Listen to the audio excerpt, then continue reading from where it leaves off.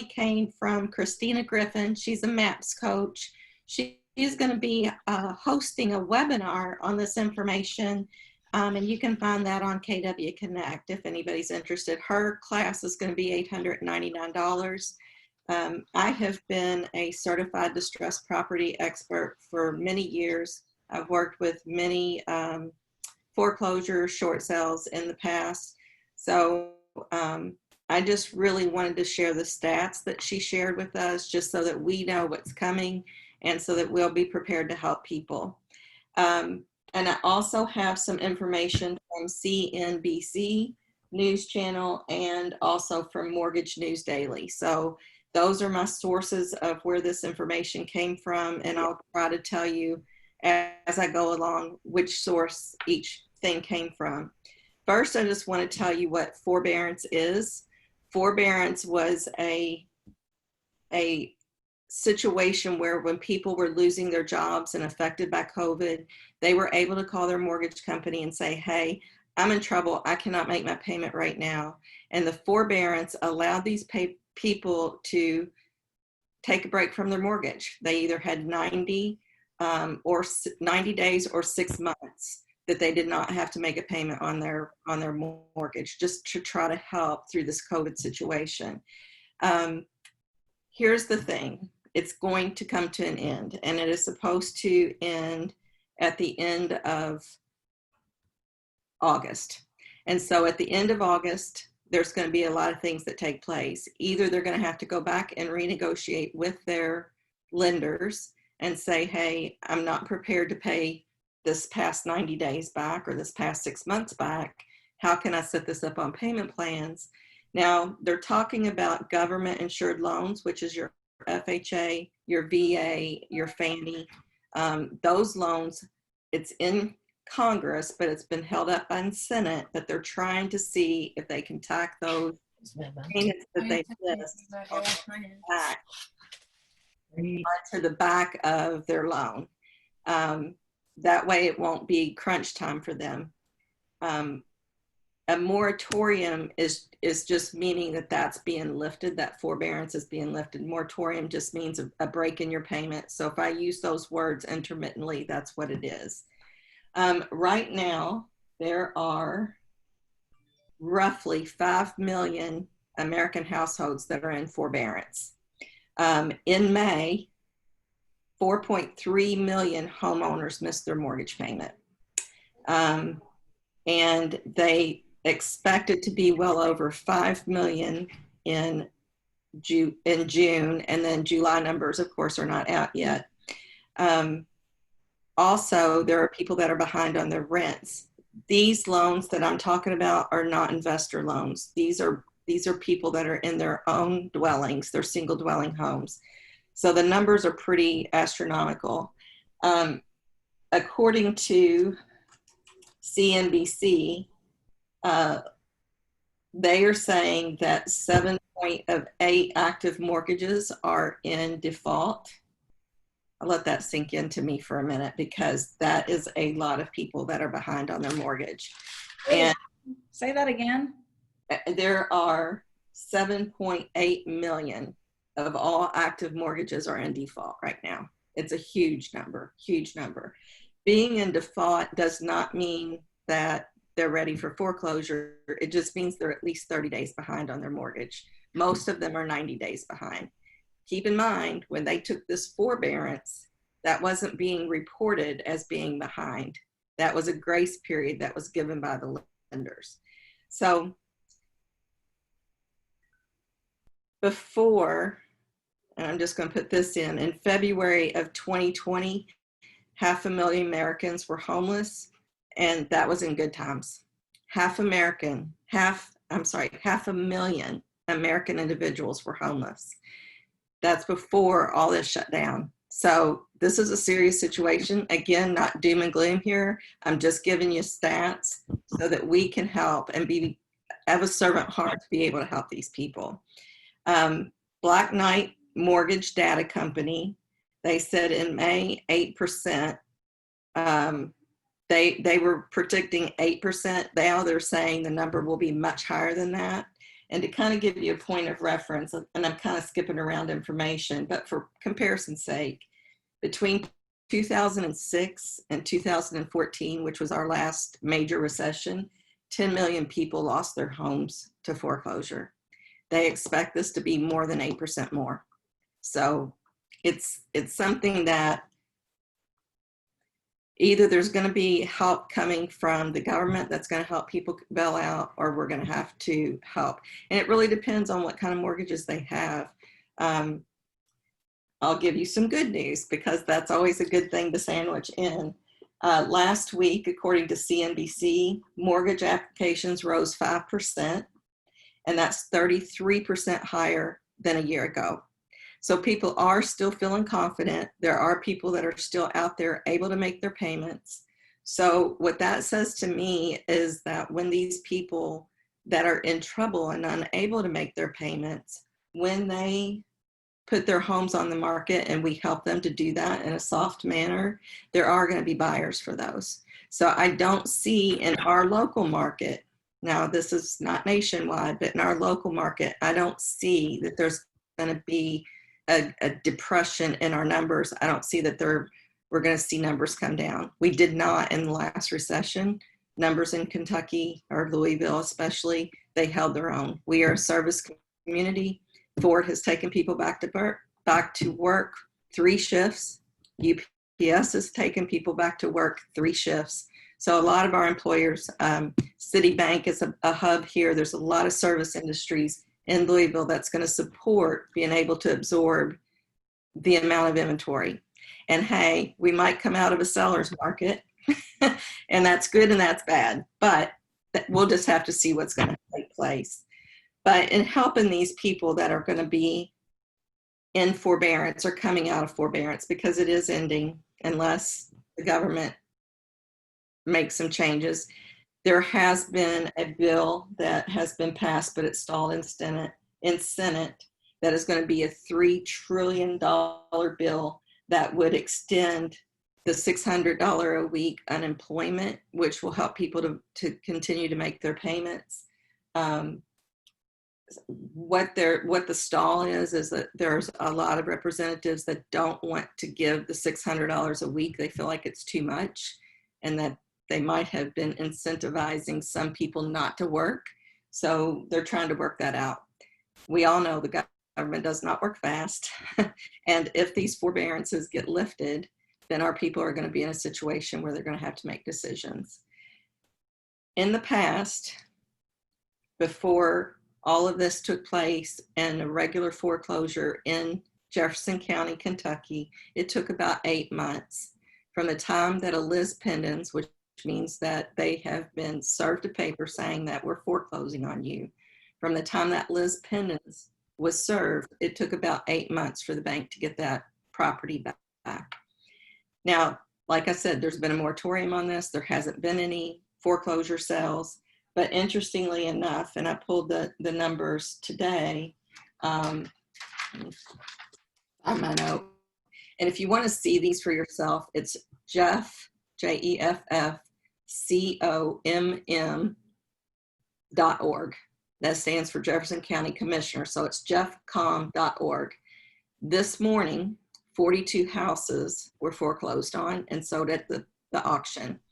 The auction has moved. It's now at Slugger Field because the county courthouse was too small, and they're trying to really distance people and adhere to the guidelines of COVID.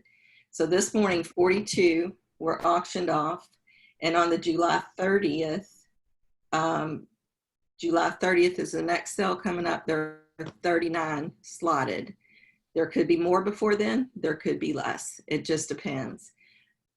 This is a place you can go to. You can see upcoming sales coming, and you can reach out to these people, because up until the day before these are sold at the commissioner's office, they can be withdrawn. Here's how you get them withdrawn. And this is pretty, it's pretty tricky stuff. But if you can get a hold of the seller, assuming they still live there, you can send them a card, you can send them a note. You can call them if they're not on the do not call list. If they're on the do not call list, do not call them. check that out first. You can knock on their door. It is okay to knock on their door. Here's a little bit of language that I would give you. You don't want to go up and say, hey, I know your house is on the commissioner's cell. You got to be desperate. I need to help you.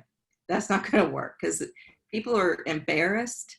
They never expected to lose their job. They never expected COVID to hit just like the rest of us. They are just caught in circumstances. So I thought this language was really good. If you were offered the right price for your house, would you be willing to sell? I'm going to say that again.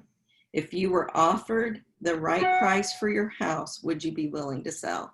You don't have to know, they don't have to know that you know their circumstances at that point. Most of them will say, I don't know if I can sell. They don't know their options. That's when you get your foot in the door, basically. And then we're able to explore their options. And it will be on individual cases because if they have a government insured loan, their situation may be different than those that do not. But there are a lot of different types of loans out there. Conventional loans, even if they're backed by Fannie, the conventional loans are not going to have as much leniency as the FHA and VA loans. So just saying that up front. And again, talk is out there that there's going to be some more time for these people. But one thing that we have to remember, this forbearance is not a forgiveness. They didn't say, you don't have to make these payments. What they said was, you don't have to make these payments right now. So some of them, when they come out of forbearance, they'll set up payment plans with them. Now, if they have not been able to make 3 months of payments, how are they going to make months of a payment and a half or 2 payments to make this up? So the struggle is real. We're still in double-digit unemployment across the nation, and the struggle is real. So I just want us to be prepared to be there for them, be a source of accurate information, and educate yourself about this and what you can do and how you can support these people. It's not the worst thing in the world right now that forbearance is not being hit on their credit reports. So if they're coming out of that forbearance and they don't miss a payment, we get their house sold quickly, it doesn't hurt their credit report. That's something that's very important to them. They might have to rent for a year, but it's not going to be hit like it was in the past when people were missing their payments. It was almost as bad as a bankruptcy on their credit report. It would usually take 2 years. This, for most situations, that's not going to be the case, and that's what we're hoping for. But they do need our help, and that's for sure.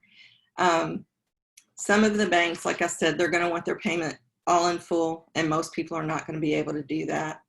If there were 500,000 homeless Americans in February of 2020, we haven't seen anything yet. It's coming. There are going to be a lot of people. And what we're seeing right now, and you probably hear this on the news, food banks are being hit very hard. There are people out there that are having to make the decision to either keep a roof over their head or put food on their table. And so they've been hitting up the food banks. Keep that in your mind. If you've got a few extra pennies, help the food banks. Just saying. It means a whole lot to a lot of people just to be able to feed their kids. Let me get on to my... So right now, 631,000 people, homeowners, are 90 days or more late on their payments. That's some that were not granted forbearance. That was a staggering number to me because 90 days late, that's when most lenders start their foreclosing process. They've already sent them letters saying, hey, trying to get their attention, trying to get them to pay up, trying to get them to make communication and call. Now, I will tell you this, in the years that I have worked with foreclosed properties, worked with people in short sale situations, the banks do not want those properties. They want their money. That's the bottom line. So if we can help them and help them by selling these properties prior to being foreclosed on, it helps everyone. It helps the banks, it helps the economy, it helps our sellers. If they have to rent for 12 months, we'll be there when they're ready to buy again. They get their jobs back or they find new new lines of work. And that's always, you know, a good thing that we're looking for. What is There is a product. I don't use this product. This is one that Christina Griffin told us, called Land Voice. And I did look on Land Voice for here locally. She's out of Florida. Land Voice in Florida has a pre-foreclosure portal. It is not set up for Kentucky. So I'm letting you know, because if there's anybody that works out of state, out of Kentucky, it might work for you. Or if you know another agent, might help. But in Kentucky, Land Voice does not have true pre-foreclosures. I would say two best sites to look at that are free is auction.com and Hubzu, HUBZU.com. They will have, most of those are already with brokers being sold, but Hubzu handles a lot of them with asset managers. And if you scroll down on a page, it will say if they'll have a cooperating commission or not. This is also a good tool for you guys that are searching for your buyers, and there's nothing out there right now. It's two websites that you might want to check out. Not the easiest process to buy through them. However, they oftentimes have good inventory. We just really want to have our mindset to be open to possibilities. They are predicting our numbers in foreclosure to go higher than they were in 2008. And I think I mentioned that before, how many that was in 2008. It's just, I'm just saying, again, not doom and gloom, but we just need to be prepared for this. How they pay back these loans will be on an individual case with lenders.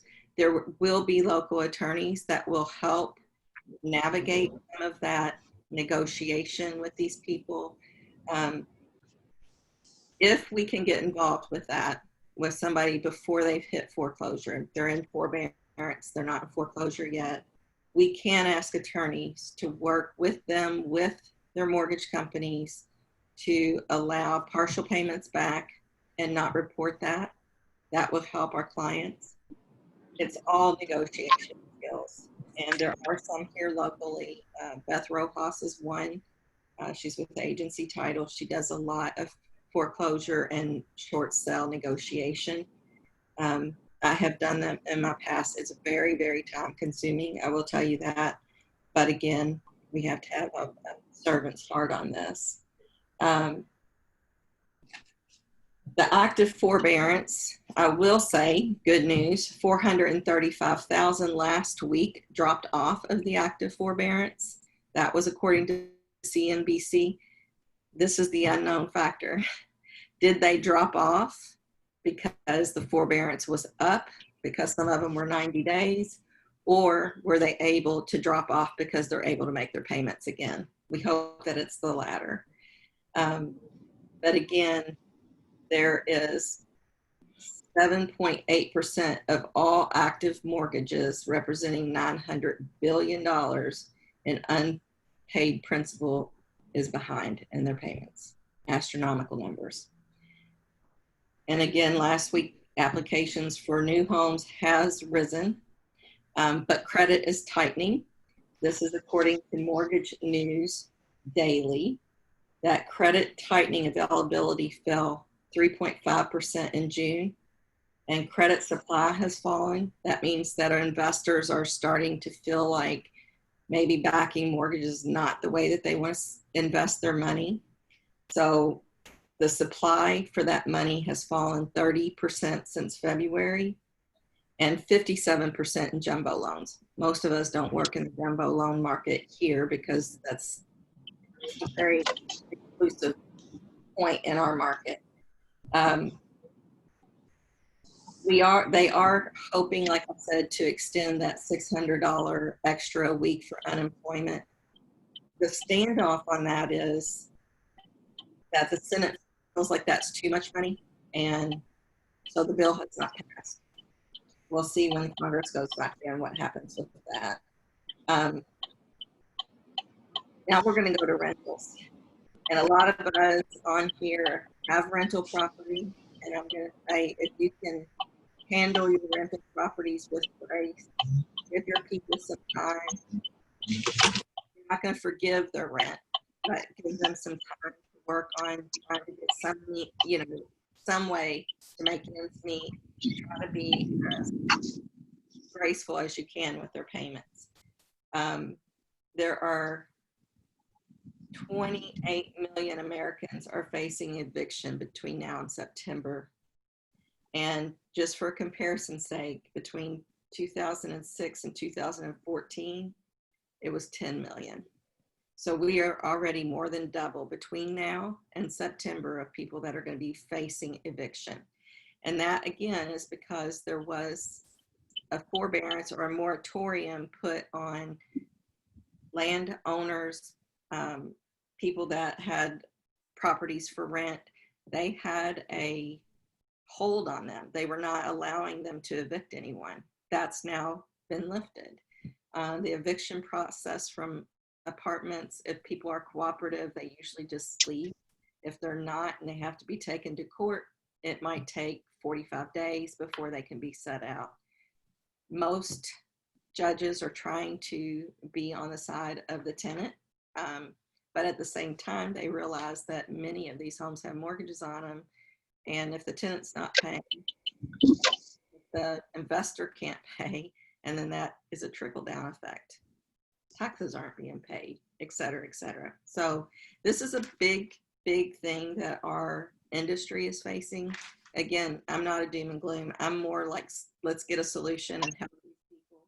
I would love to open the floor and ask anybody who has dealt with this in the past or any suggestions that you may have.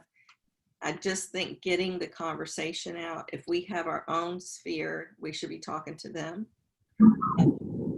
If we are at all know anyone that's in this situation, we need to reach out to them in a loving way. And again, if you were offered the right price for your house, would you be willing to sell it? It's a great way of giving them control back. They're in a bad situation. They're not feeling good about it. So does anybody have any questions about what I've talked about so far or input? And some of you are on mute. Just you'll have to unmute your buttons to get on there to give conversation. What was that number that you gave for the amount of people that will be losing their home that rent? 20 to 28 million are facing eviction between now and September. And that's nationwide. And that is from mortgage, no, it was from CNBC. Excuse me, Marcia, CNBC. So where are these people going to move if they get evicted? Like, are they, like, if they're in A class, are they going to move down to B class? And if they're B, are they going to move down to C? If they're C, are they going to move down to D? If they're D, are they going to move in with parents under the bridge? We are going to see families going back together. We're going to see friends bunking up. We live in a climate in the winter that it gets very cold here. In Texas, they are already setting up camps for these people that are going to be homeless. It's going to be tent cities. We've seen that in California in the past. During the other recession that we were in, the past recession, there were tent cities. Texas as an overall. Houston is one of their bigger cities. They are already making arrangements, Jessica, for people to be able to live in tents. This is unfortunately not a localized problem. Like, this is nationwide. When Katrina was hit and FEMA was able to come in and they brought trailers for people to live in, there was a rescue plan. But because this is such a staggering number, it's really going to take so much money to help these people. You are right. There are people that will be downsizing, downclassing, what type of rentals they're in. And again, there will be people that are moving in with friends, staying on couches, but there will be people on the street. And that's where my compassion goes to. My heart really goes out. We were already in pretty high homeless numbers before this all hit, and it's going to be more. There was a guy, I hope you all saw it, was circulated on Facebook. He had been in construction. He was 64 years old, construction over 20 years. I don't remember the exact number. He was on Hurstburn Lane, had a sign out, and he said, I have 20 years experience in construction. I'm looking for a job. He wasn't asking for people to hand him money. He was making ends meet, staying at the Red Carpet Inn. And this local construction company gave him a job. And they set up a GoFundMe. I looked at that GoFundMe last night. It's pretty close to $19,000 that they've set up for this man and his family to get back on his feet.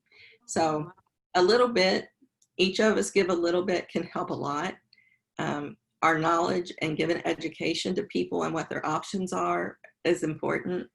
And, you know, Jessica, a lot of people will downsize or downclass as far as where they're renting.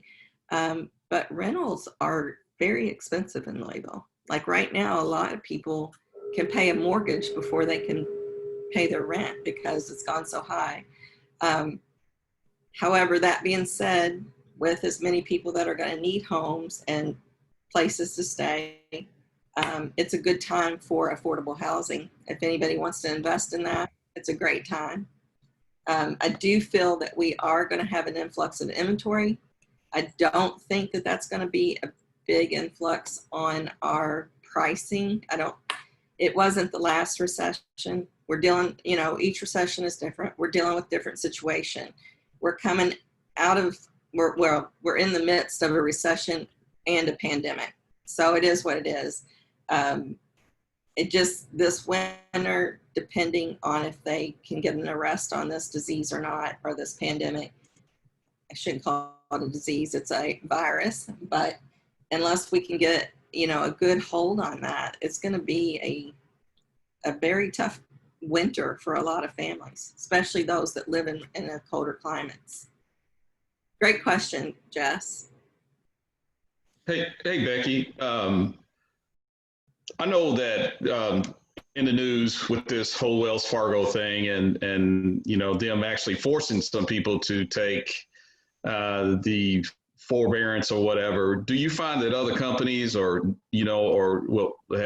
discover other companies that may have been doing that and that may skew the number some? Kevin, you're talking about something I'm unaware of. So if you can tell us a little bit about that Wells Fargo situation, I would love to know. It's just not something I've heard. Okay.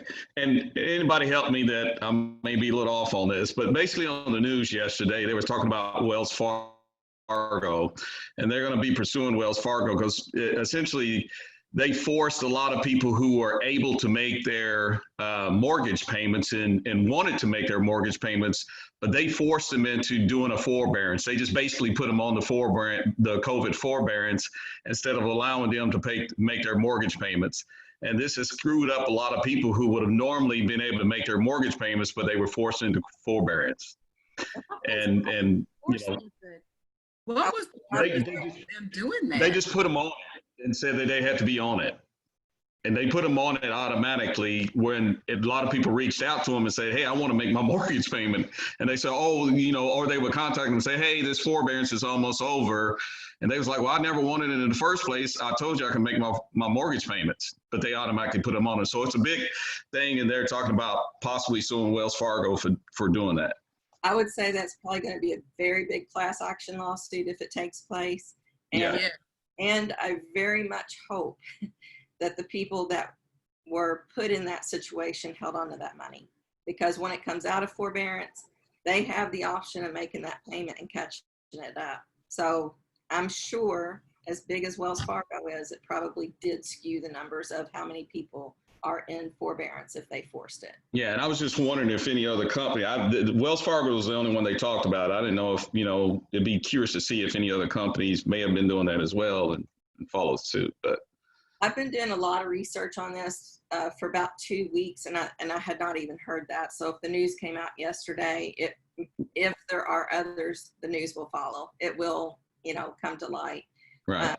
it doesn't really make sense to me that anybody would have forced them into forbearance unless they were trying to, just put their own staff on furlough and not pay salaries.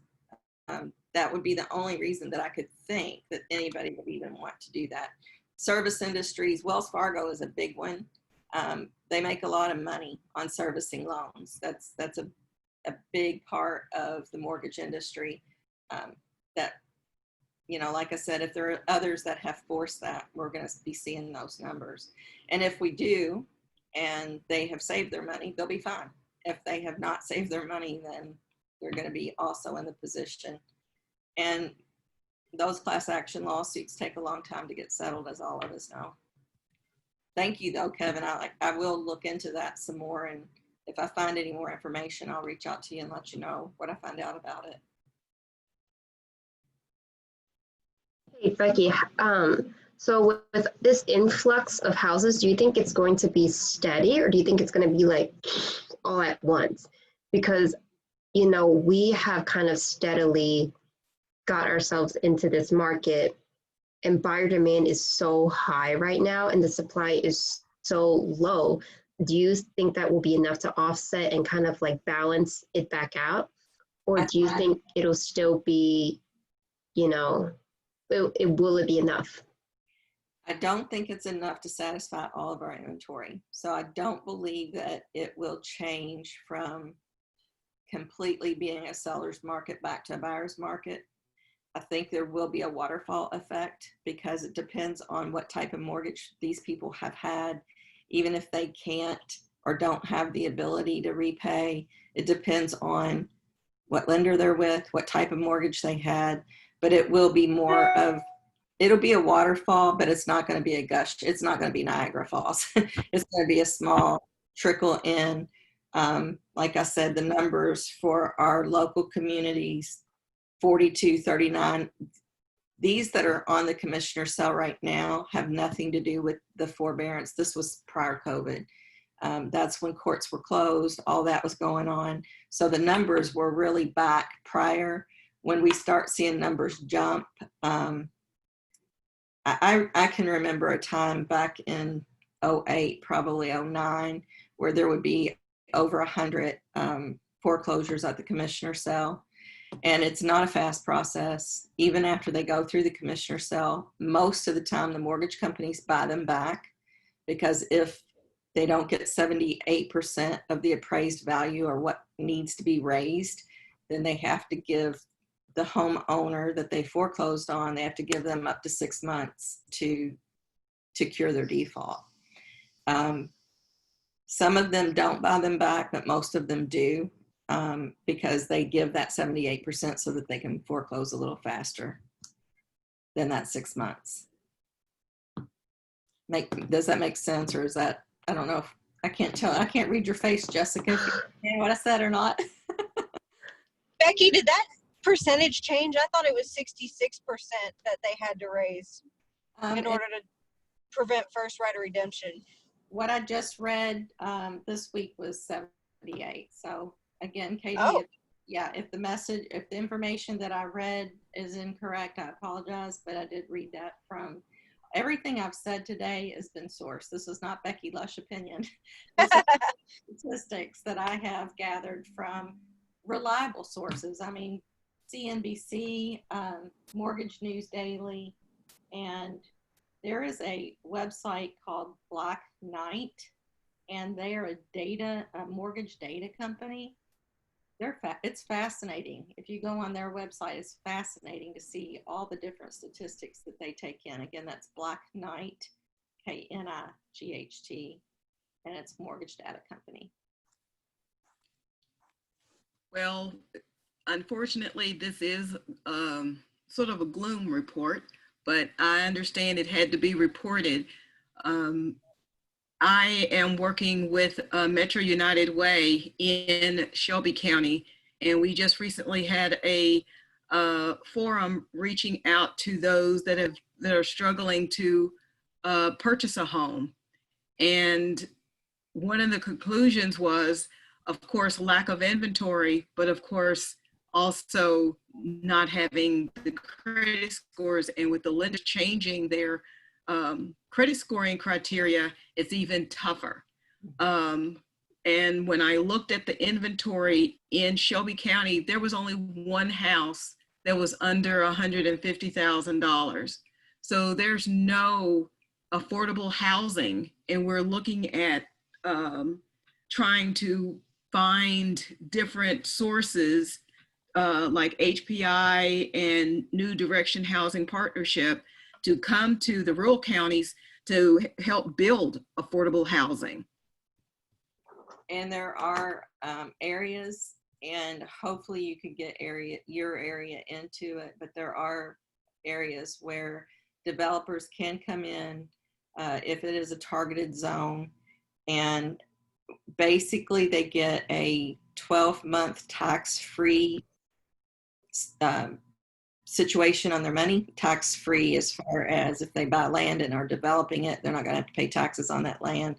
That's just a tip that I can give you. I can give you some more information on that, but it's kind of like targeted zones or opportunity zones that are in our inner city here, that if investors go in, they buy those homes, they don't have to pay property taxes for a year. That's going to help. It's not going to solve, but it's going to help the situation. And, you know, I have buyers call me all the time and say, you know, I've been pre-approved. I can buy a $100,000 house. And, you know, I'm like, okay, do you know how few there are? I mean, there are some, but, you know, not with their expectations of the 3-bedroom, 1 or 2 bath and a garage. That's not even in our wheelhouse anymore at $100,000. No. And really, again, these numbers are alarming, but I don't feel like it's a gloom kind of report. It is one that we need to be aware of so that we can be conscious of helping people. There are a lot of people that were relying on 2-income families or 2 incomes to be able to make their mortgages, that now they're down to 1. They might be able to get through their savings and still be able to have good credit and maybe buy down. It's not all is lost here. And even those that are going to be evicted in rental situations, it's not all lost. And really, it depends on what happens. The House of Representatives passed a $3 trillion bill that is to go directly to housing if it gets passed, if it goes through. And that is to help people with rent, and it's to help people with mortgages. You know, one thing that's being argued, and this is not a political conversation, but, you know, back in our last fall, it was a lot of it was because of the mortgage industry. They brought a lot of bad loans, and they were bailed out. They were really bailed out. I mean, trillions of dollars were spent to bail out these mortgage companies that were giving bad loans or making bad loans and putting people in bad situations. Now, some of the representatives are going in and saying, we bailed them out. Let's bail out individual Americans, these people that need help. So I don't know where that's going to end. I really don't. That's something that, you know, I know NAR has been pretty vocal in trying to work on that a little bit and trying to, I guess, land the plane softly instead of letting it just fall to the ground. And I do think that a lot of this, even if it's some help and not as much as needed, I think it will make this a small trickle down instead of it being a big flood coming our way.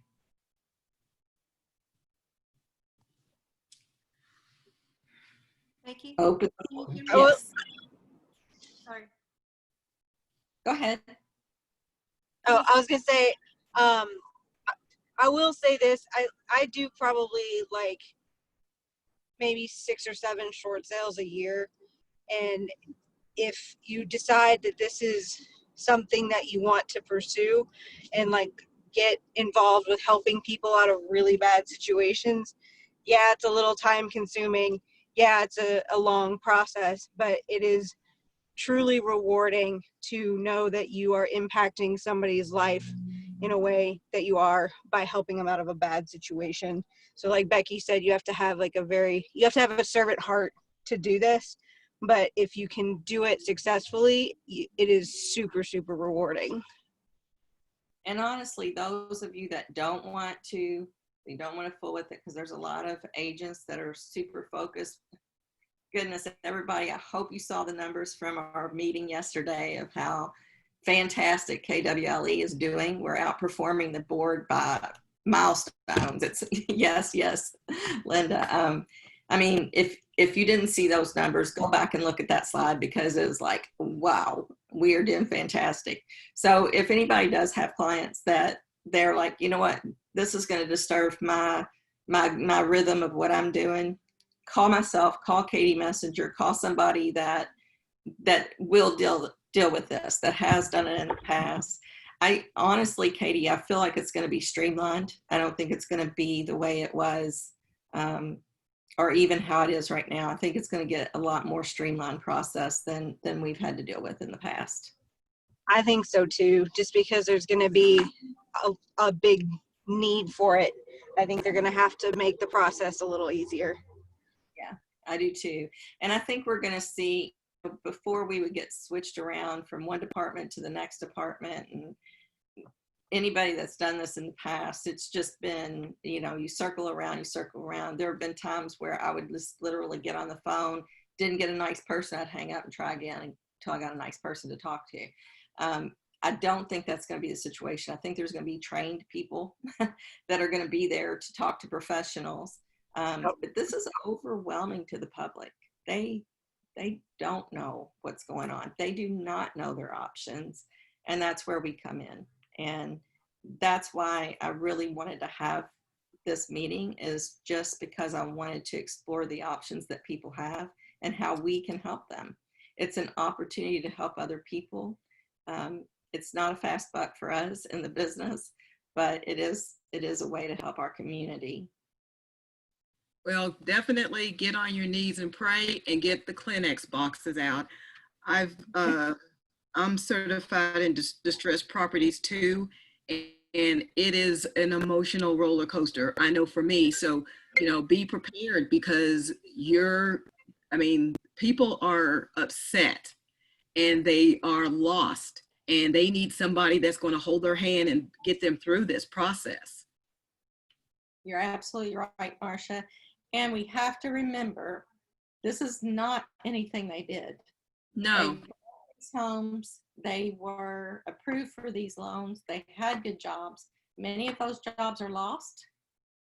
Some of them are going back to work. Some of them, those jobs are lost forever. So having a lot of compassion when you're talking to them and trying to empower them with their options. I mean, and letting them make some decisions with some guidance, I think is very important.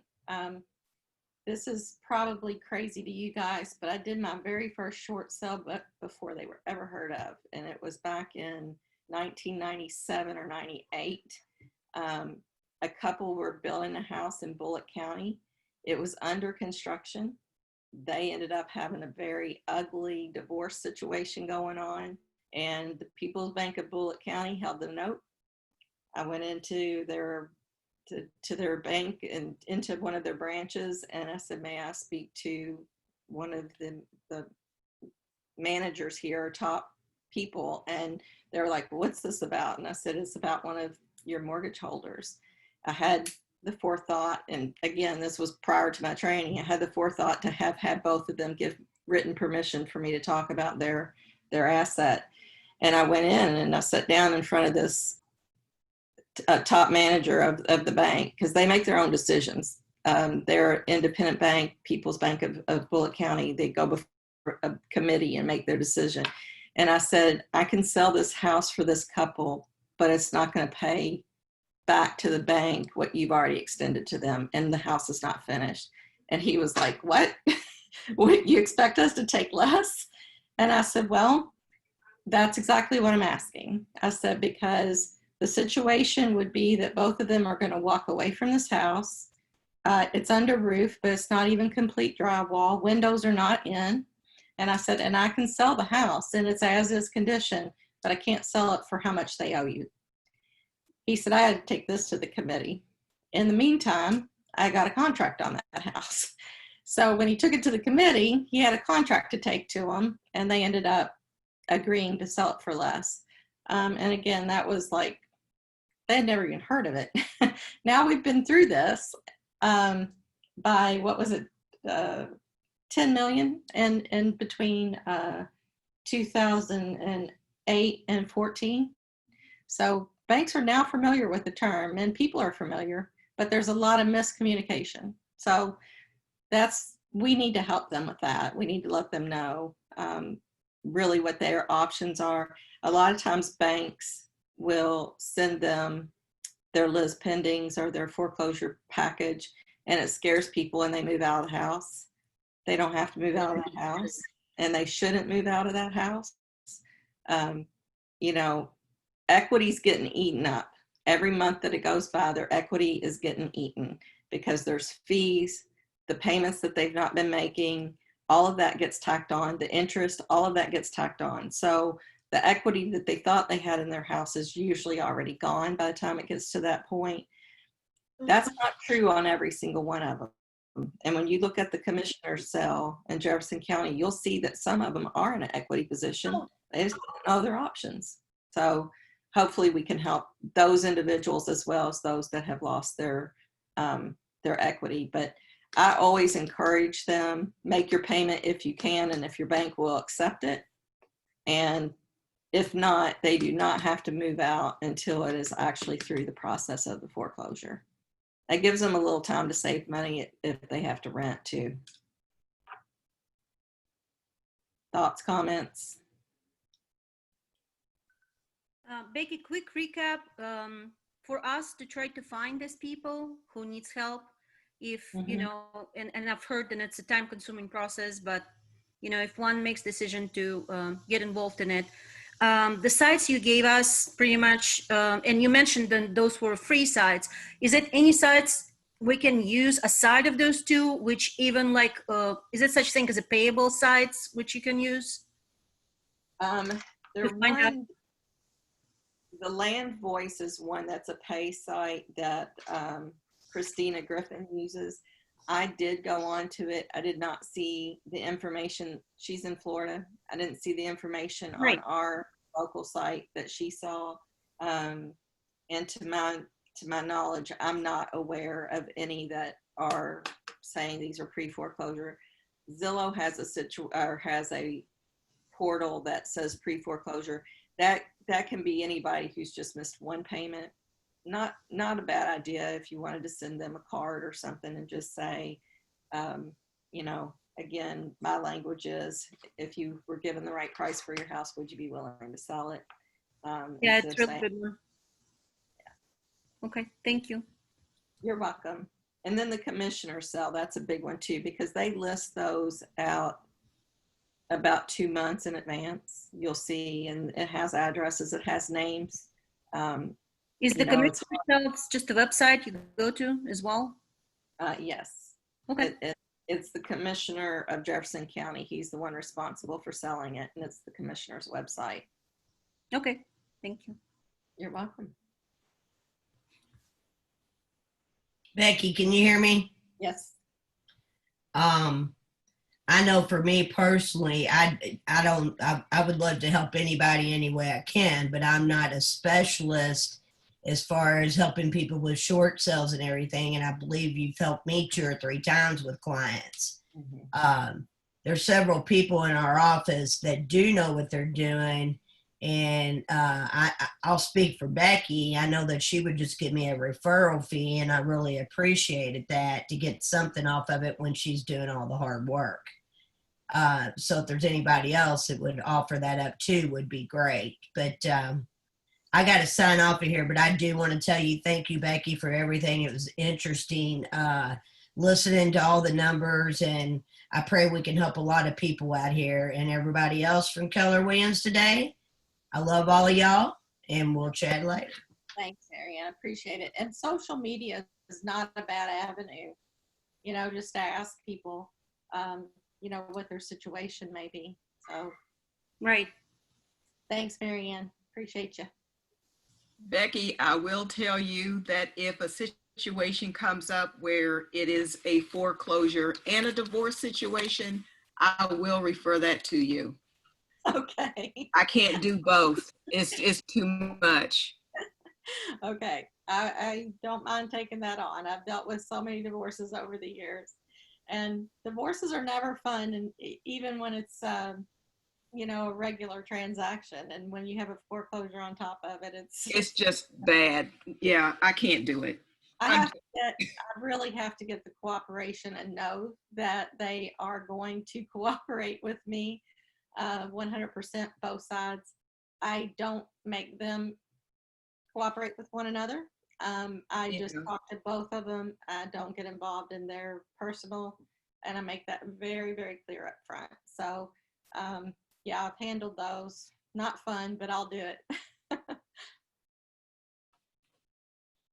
And I noticed that my screen says that I'm Amy Leo. Amy was sweet enough to share the access to this platform because of her account versus the type of account that I have. I'm really Becky, not Amy. Does anybody have anything else they'd like to add or contribute or think about?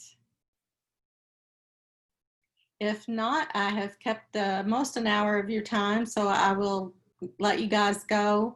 And if you have any individual questions, feel free to text me or call me. My number is 502-639-9617, or you can email me, beckylush@kw.com.